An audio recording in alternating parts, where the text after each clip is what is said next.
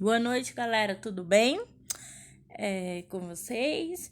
Eu vim trazer uma notícia aqui muito interessante que as pessoas podem fazer também nos momentos assim que estiver desocupado. Vamos falar sobre yoga e outras notícias também. Eu espero aí que vocês deixem um like, que vocês gostem do vídeo e comentem aí, galera. Yoga é um caminho para equilíbrio e tema do caminhos da reportagem. O yoga se popularizou no mundo ocidental a partir do movimento hippie nos anos 60. Após mais de um ano de pandemia, a atenção à saúde mental ganhou espaço e busca por alternativas e aumentou para minimizar os sintomas como estresse, ansiedade, cansaço e solidão. O yoga entra em cena neste momento como uma prática não apenas para o corpo, mas para a mente, que pode ser feito em casa com as orientações corretas. No programa Caminhos de Reportagem desta semana, o assunto é essa prática milenar que tem uma data especial, 21 de junho, em que é comemorado o Dia Internacional do Yoga. A data foi oficializada pela Organização das Nações Unidas em 2014. O programa Yoga é um caminho para equilíbrio. Vai ao ar neste domingo 27, às 20, na TV Brasil.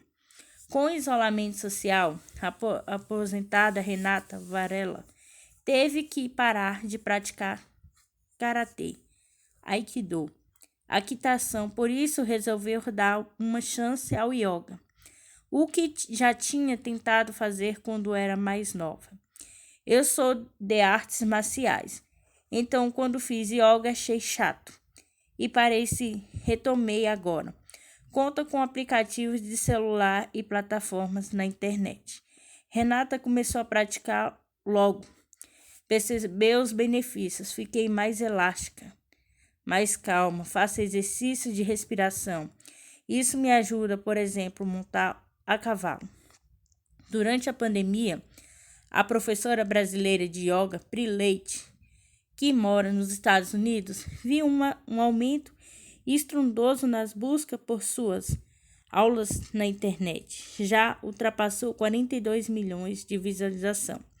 A prática de yoga é bastante acolhedora para ser feita por qualquer idade, independentemente de gênero, flexibilidade ou de quanto você pesa, explica Pri Leite. Mostrou isso ao ficar grávida neste período e continua as aulas até o último mês de gestação.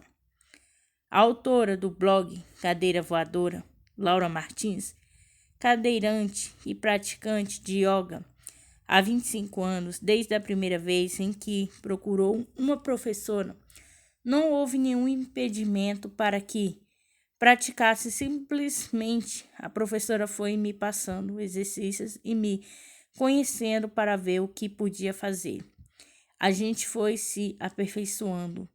Conta a atual professora de Laura, Tiago Anício, explica que as posturas são adaptadas e por isso são possíveis todas as pessoas, o aluno colocar suas limitações, seus desejos e possibilidades e o professor interpretar, adaptar a aula para aquele corpo que aquele necessidade afim.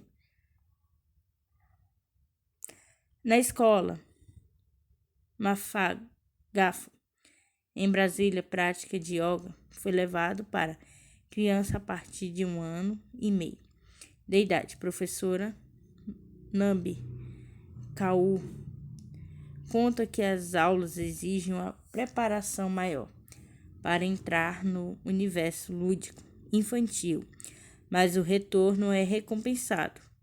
Uma mãe me contou que estava nervosa e numa situação de tensão quando a filha de 2 anos falou: "Mamãe, respira".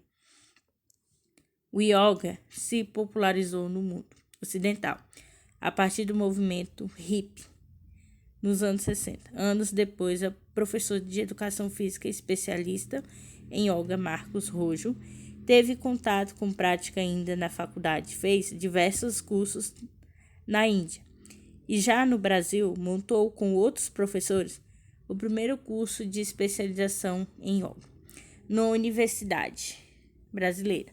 Ele afirmou que a prática no Ocidente tem muita ligação com a parte física. O yoga não está nem um pouco preocupado se você tem habilidade de plantar bananeira. Se seu pé encosta na orelha, o yoga quer fazer do corpo uma ferramenta para caminho espiritual, explica. Integra no caminho da reportagem, fica disponível no site do programa. Lázaro Barbosa, o serial killer do DF, foi capturado, diz governador de Goiás. Ronaldo Caiado divulgou o vídeo com o anúncio busca duram 20 dias, veja. O governador de Goiás, Ronaldo Caiado do DEM, anunciou na manhã desta segunda-feira, 28, que Lázaro Barbosa, que ficou conhecido como serial killer do DF, foi preso. Acabou de receber neste momento informação de que todas as forças de segurança que estão ali na região de Cocalzinho, que Lázaro foi preso, disse Caiado, no 20 dias de buscas. Cumprimentar todos aqueles que estão ali há vários dias trocando informações e chegando a este resultado final com a prisão do Lázaro, disse Caiado. Até aí, minha gente, como eu disse, era questão de tempo até que a nossa polícia mais preparada do país capturasse o assassino Lázaro Barbosa. Parabéns para a nossa força de segurança. Vocês são motivo de muito orgulho para a nossa gente. Goiás não é Disneylândia de bandido. A captura ocorreu após a prisão do dono de um funcionário de uma fazenda, ambos acusados de ajudar o foragido e se esconder espingarda foram apreendidas no local. Em uma das ocasiões em que Barbosa foi visto, afirmaram à polícia, ele carregava uma delas. Desde o crime cometido no início deste mês em Ceilândia, cidade satélite de Brasília, ele vinha fugindo ao cerco policial, se escondendo em chácaras e mata do Cerrado. A polícia informou que ele caminhava dentro dos rios para dificultar a ação dos cães farejadores. Durante a fuga, segundo a polícia, Barbosa cometeu uma série de novos crimes. Baleou moradores de uma chácara, fez de reféns em outra roubo carros e armas, trocou tiros com um funcionário de uma fazenda e também com policiais.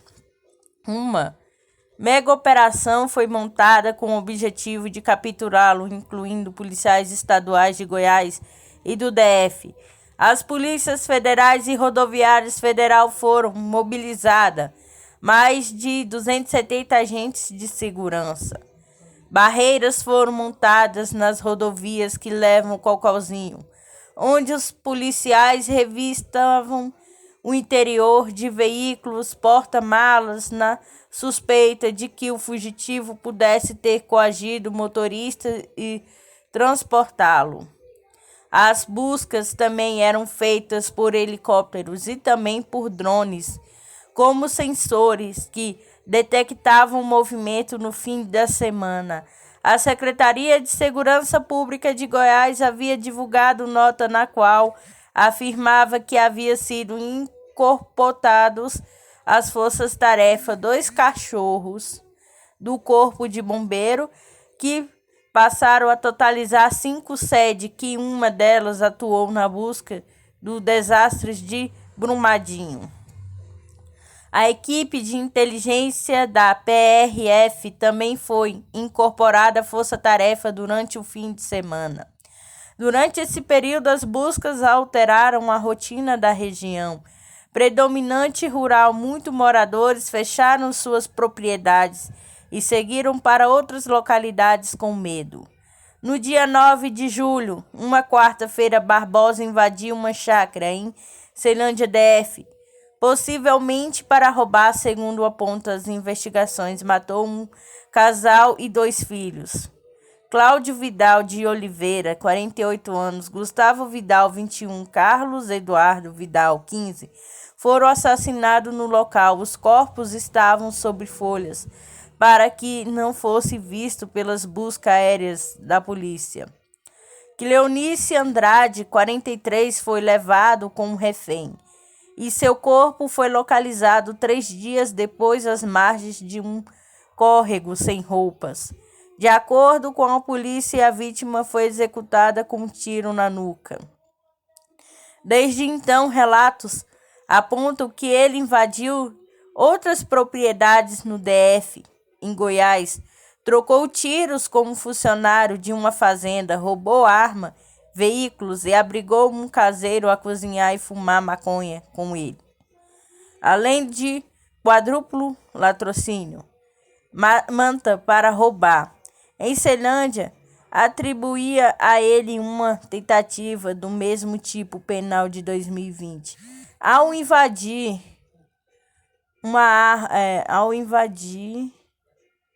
outras propriedades no DF, em Goiás, trocou tiros como funcionário de uma fazenda, roubou armas e veículo e obrigou um caseiro a cozinhar e fumar maconha com ele. Além do quadruplo latrocínio, matar para roubar em Ceilândia, atribuída a ele uma tentativa de mesmo tipo penal de 2020, ao invadir uma chácara em Goiás para roubar e atingir um idoso com um machado. Barbosa é natural de Barra do Mendes, município pouco mais de 500 quilômetros de Salvador.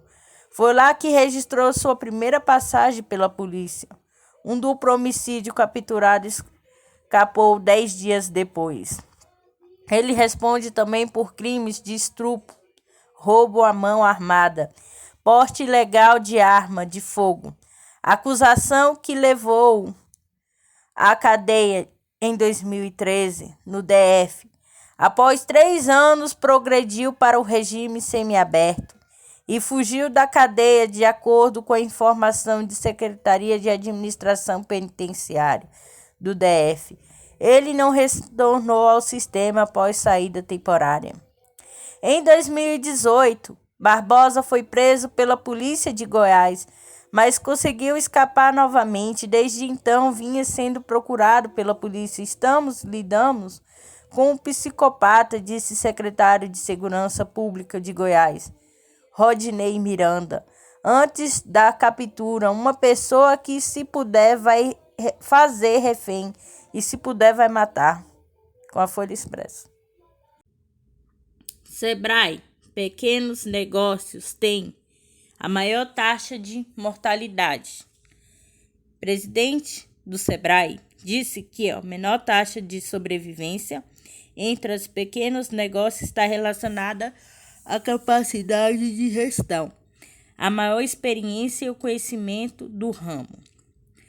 O setor de microempreendedores individuais do MEI é o que apresenta a maior taxa de mortalidade de negócios em até 5 anos, segundo pesquisa do Serviço Brasileiro de Apoio às Micro e Pequenas Empresas Sebrae. De acordo com a pesquisa Sobrevivência de Empresas de 2020, realizada com base em dados da Receita Federal e com levantamento de campo, e taxa de mortalidade dessa área de negócios é de 29%. Já as microempresas têm taxa após 5 anos de 21,6% e as de pequeno porte de 17%. O presidente do Sebrae, Carlos Melles, disse à Agência Brasil que a menor taxa de sobrevivência entre os pequenos negócios está relacionada à capacidade de gestão e maior experiência ao conhecimento do ramo. Quando avaliamos a realidade da maioria dos MEI, a pesquisa mostra que neste segmento a maior proporção de pessoas que estavam desempregadas antes de abrir o próprio negócio e que, por isso, não tiveram condições de se capacitar adequadamente e aprimorar a gestão. Somado a esse fato, a taxa de mortalidade na área de MEI também é influenciada pela maior facilidade de abrir e fechar esse tipo de empreendimento, quando comparando aos segmentos de microempresas e empresas de pequeno porte. Dificuldades na pandemia. Melis destacou as dificuldades adicionais que a pandemia trouxe nesse cenário desfavorável às MEI. Entre os pequenos negócios, microempreendedores individuais foram os que mais amargaram prejuízo no faturamento. Não tem dúvida de que a pandemia de Covid-19 intensificou as dificuldades e impôs outros desafios quando observamos o aspecto da gestão financeira, por exemplo. A situação ficou ainda mais complexa. As finanças são um desafio para a maioria dos MEI. E no cenário de incertezas da pandemia, isso se tornou um grande problema, afirmou. De acordo com o Sebrae, quando menor o porte da empresa, é mais difícil obter o crédito para manter o capital de giro.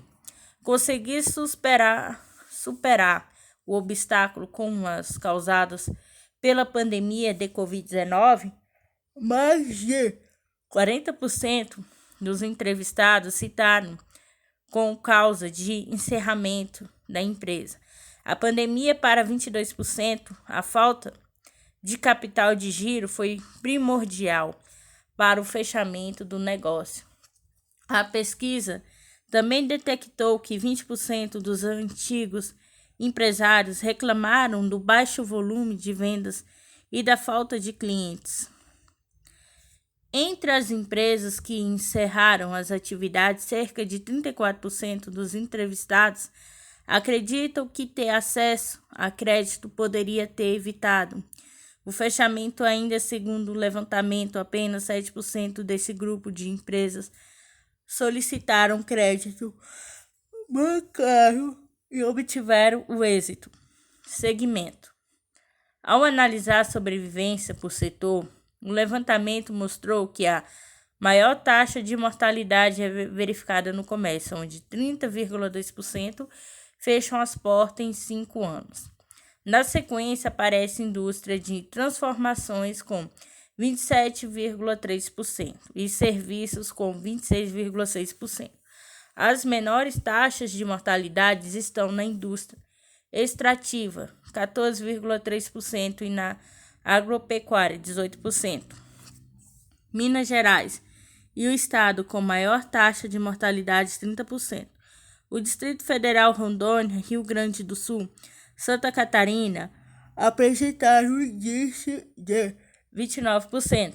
O Amazonas e Piauí foram os que apresentaram as menores taxas de mortalidade, 22%, segundo pelo Amapá, Maranhão, Rio de Janeiro, 23%. Capacitação. Melis lembra que o Sebrae oferece mais de 100 cursos gratuitos online. Neste ano, começou a oferecer capacitação também pelo WhatsApp. Além disso, acrescentou, a instituição tem fechado parceria para que os microempreendedores individuais tenham condições de vender seus produtos em grandes marketplaces, comércio online. Sobrevivência. A adesão ao comércio eletrônico é parte da estratégia de sobrevivência em meio à pandemia. A pesquisa de impacto da pandemia nos pequenos negócios realizada pelo Sebrae, em parceria com a Fundação Getúlio Vargas, FGV, mostra que 70% dos pequenos negócios já comercializavam produtos pela internet. O empreendedor deve sempre buscar inovação e capacitação, preparar a entrada no mundo dos negócios e primeiro passo para ter sucesso como uma empresa, destacou Melis com a Agência Brasil. A ex-mulher de Pazuello quer falar na CPI da Covid, diz colunista. O jornalista Lauro Jardim, colunista do jornal Globo, publica uma notícia no mínimo curiosa neste domingo.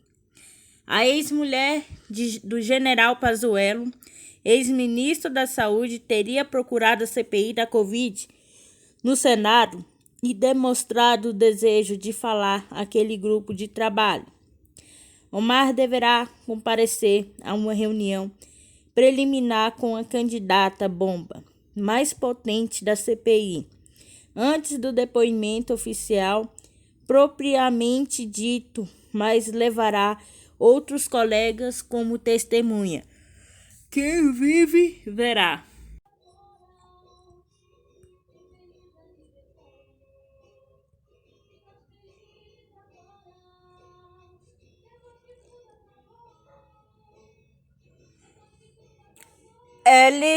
Olá galera, tudo bem? Sejam bem-vindos a mais um vídeo no meu canal. E hoje eu vim trazer uma notícia quente aí pra vocês. Obrigada aí, galera. LGBTI celebram avanço em 10 anos de união homoafetivas no Brasil.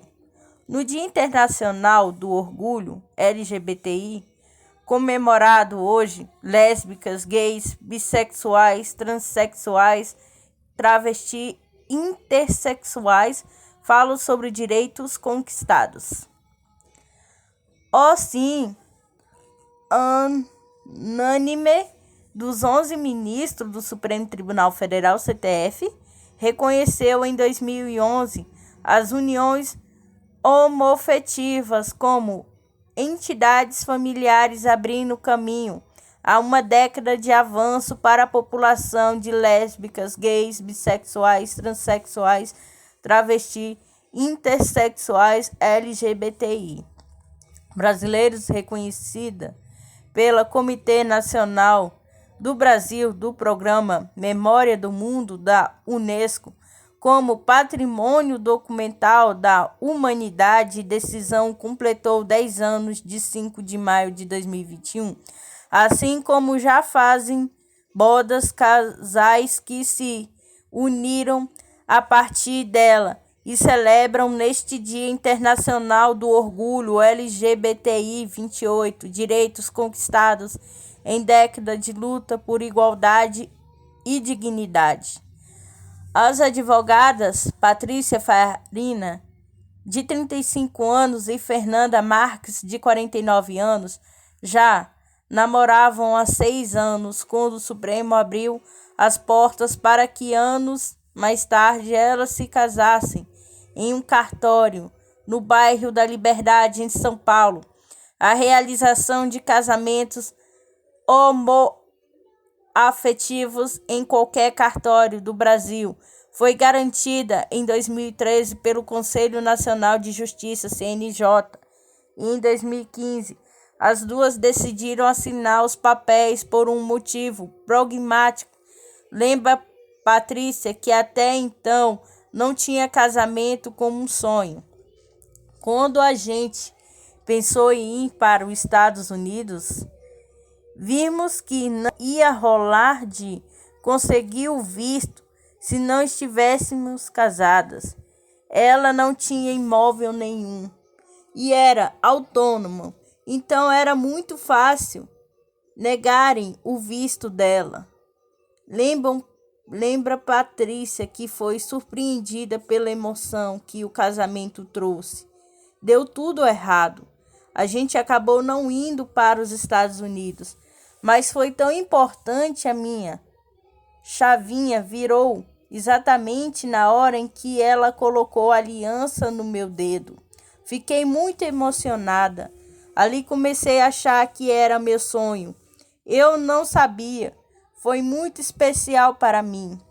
Patrícia lembra que nunca havia ido a um casamento homoafetivo como convidada, mas depois do seu, muitos vieram. A gente se casou e nós 6 meses seguintes foi uma galera no dia. Foi tão emocionante, as meninas e os meninos ficaram tão emocionados que começaram a falar que estavam loucos por se casar. Na hora em que jogamos o buquê, os que pegaram já foram os próximos mesmo. Conta o advogado que acredita que o casamento fez com que tivesse ainda mais coragem de se posicionar como uma mulher lésbica. Eu nunca me escondi, mas também não me jogava para o mundo. A partir daí foi um processo de começar a me jogar para o mundo de uma pergunta: o que é lei sua? Eu respondi: minha esposa. Muda muito e te dá uma segurança maior. Apesar do CTF ter reconhecido a união estável homoafetiva em 2011 como mesmos direitos de heteroafetiva, a conversão desta união em casamento ainda dependia de uma sentença judicial, o que só mudou em todo o país em 2013, com a resolução do CNJ, que determinou que nenhum cartório poderia rejeitar a realização de casamentos homoafetivos. Antes disso, é necessidade de entrar na justiça ou a possibilidade de casar diretamente no cartório dependia de onde o casal morava. As primeiras uniões estáveis homoafetivas convertidas em casamentos pela via judicial ocorreram no país em junho de 2011. Em outubro, o primeiro casal de mulheres conseguiu a decisão favorável para realizar um casamento sem que houvesse união estável. Anterior, em dezembro daquele ano, ocorreu o primeiro casamento homoafetivo do Brasil.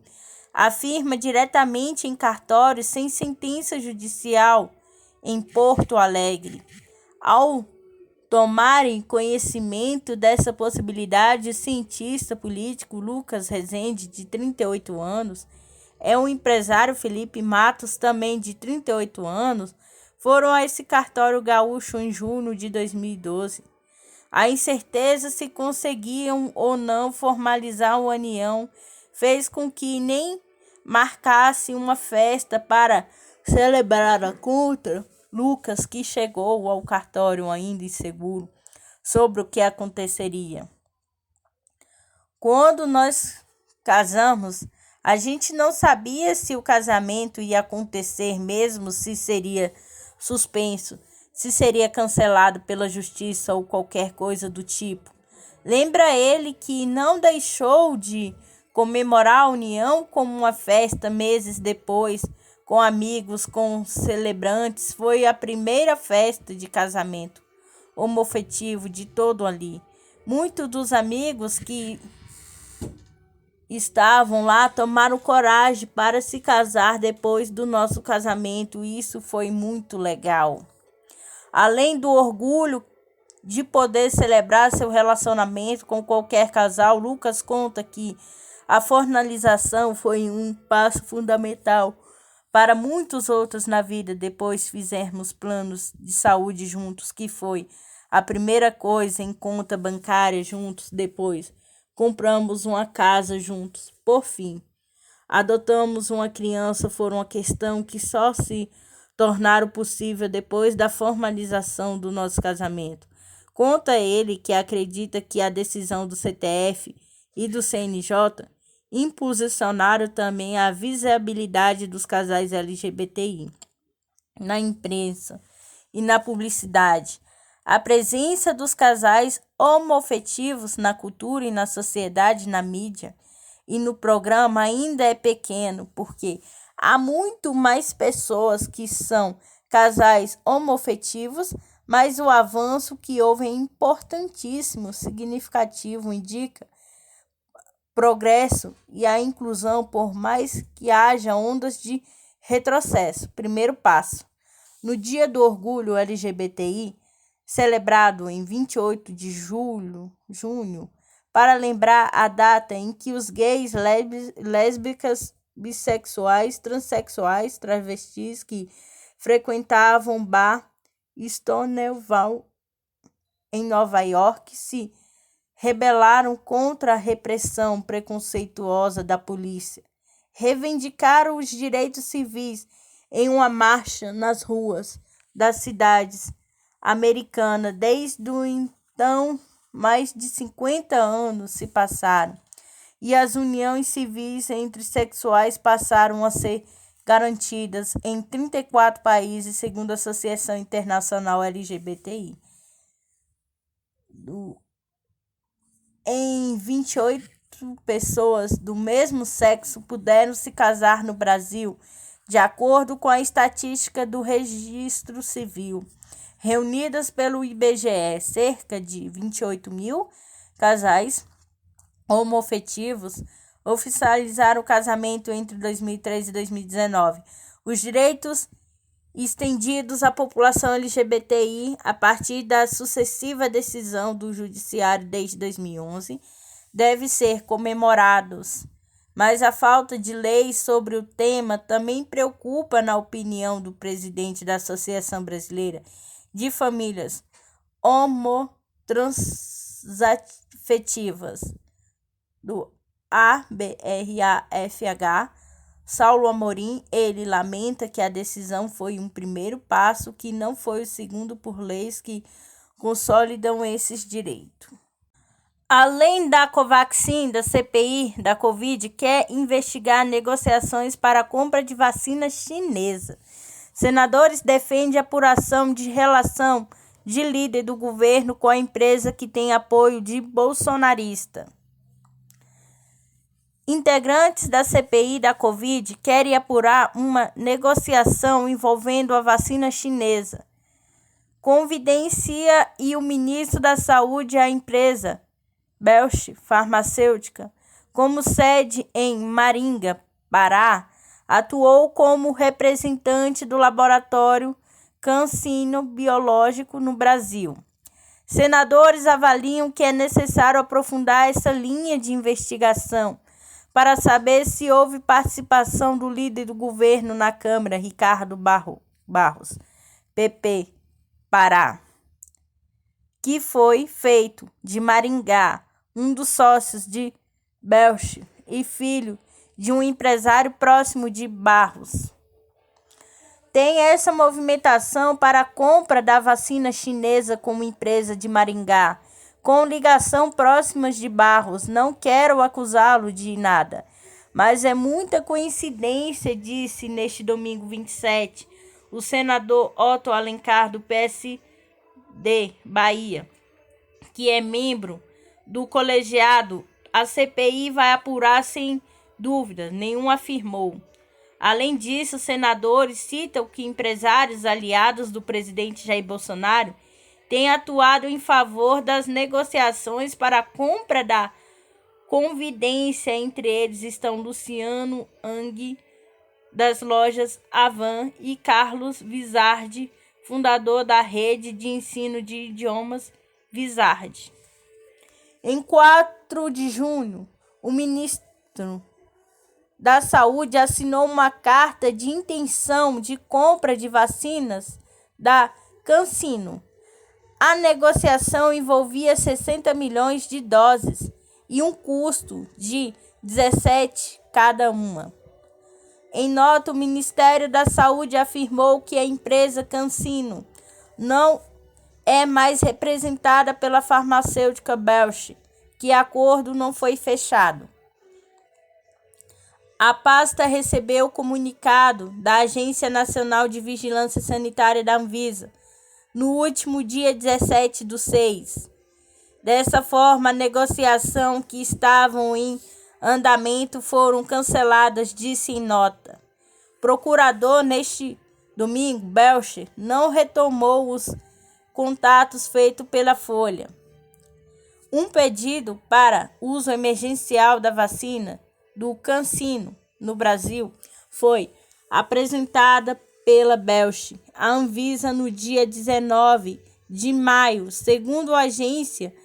No entanto, após analistas iniciais, houve pedido de um novo documento, que ainda não foram entregues, daí o processo ainda não ter sido concluído. Um membro da CPI, o senador Humberto Costa, PT-PE, disse que a linha de investigação sobre a negociação desta vacina chinesa será debatida nesta segunda-feira, 28.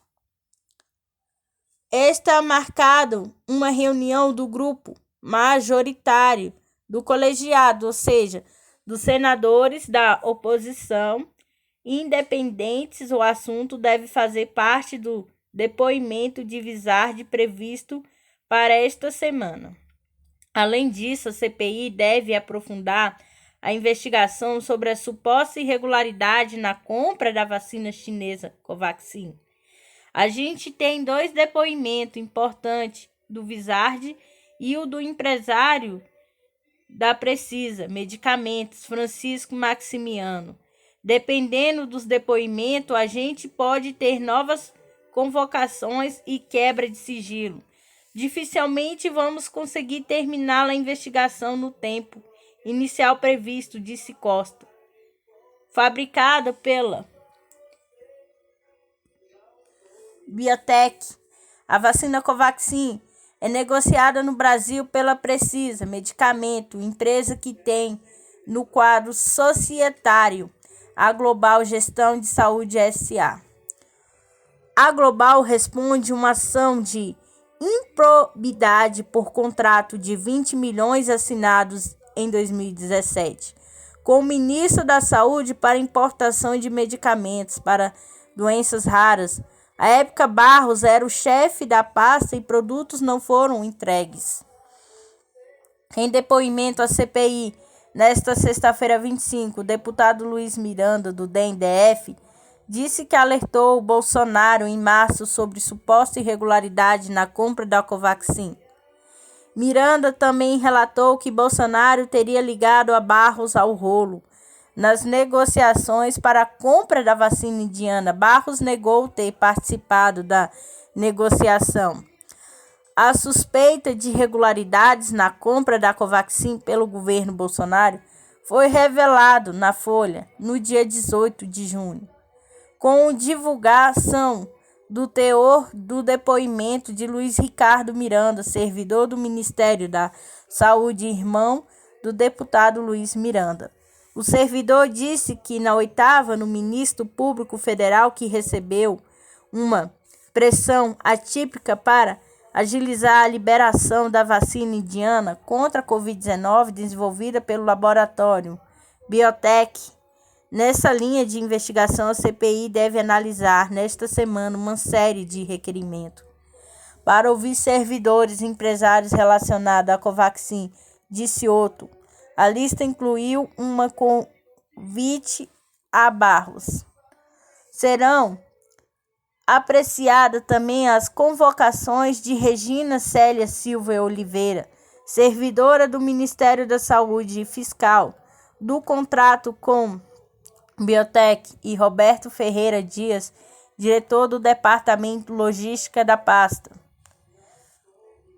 Outros requerimentos sobre o assunto contemplam Danilo Fiorini, ex-diretor financeiro da Precisa Medicamento e da Global Gestão em Saúde, Wellington Ferreira Gonçalves, empresário sócio de Francisco Maximiano na Global Gestão em Saúde. Nesta semana, a CPI também vai avaliar a possibilidade de ouvir Andréa Barbosa, ex-mulher de Eduardo Pazuello, que comandou o ministro da Saúde durante as negociações da Covaxin. Segundo integrantes da CPI, Andréa entrou em contato e se dispôs a falar sobre a atuação do ex-ministro quando esteve à frente da pasta. No entanto, antes de aprovar o eventual depoimento dela, senadores querem ter uma conversa prévia para avaliar se as informações que ela diz ter estão relacionadas ao escopo da investigação. Há receio, neste caso, por causa do término de uma relação pessoal com Pazuello. A cúpula da CPI discute a prorrogação das atividades e os trabalhos valem por 90 dias e deve terminar no dia 7 de agosto, se prorrogada, irá até novembro. O cúpulo da comissão de inquérito avalia ter assinatura suficiente no Senado para estender o período. Com o depoimento dos irmãos Miranda da CPI ganhou novo fôlego. O novo flanco da investigação tem potencial de ampliar desgastes de Bolsonaro, mesmo na avaliação de parlamentares governistas. Mas aliados de Bolsonaro dizem que ainda não é suficiente para se transformar numa denúncia de amplo potencial danoso ao governo. Para isso é necessário esperar os desdobramentos do caso. Já a oposição quer usar o momento mais quente da CPI para tentar barras as votações no Congresso até que a denúncia seja investigada. O depoimento de Miranda, ao citar que Bolsonaro foi avisado de suposta irregularidade e não pediu apuração, também deve sustentar o superpedido do impeachment ser protocolado nesta quarta 30. Segundo 27, a reunião informal entre membros da CPI de partidos de oposição independentes ao governo, o encontro tem o objetivo de discutir os rumos da investigação, por exemplo, em relação à Covaxin e Convidencia. Terça 28. A sessão da CPI para depoimento do deputado estadual do Amazonas, Fausto Vieira dos Santos Júnior, foi relator da investigação na Assembleia do Amazonas sobre gastos para enfrentamento da pandemia. Quarta 29. A sessão da CPI para depoimento do empresário Carlos Vizar, de objetivo é apurar sobre o gabinete paralelo na condução do governo para combater a pandemia. Sem data. É guardado o depoimento do empresário Francisco Emerson Maximiano, sócio da Precisa Medicamentos, que foi adiado na semana passada com a Folha Expressa.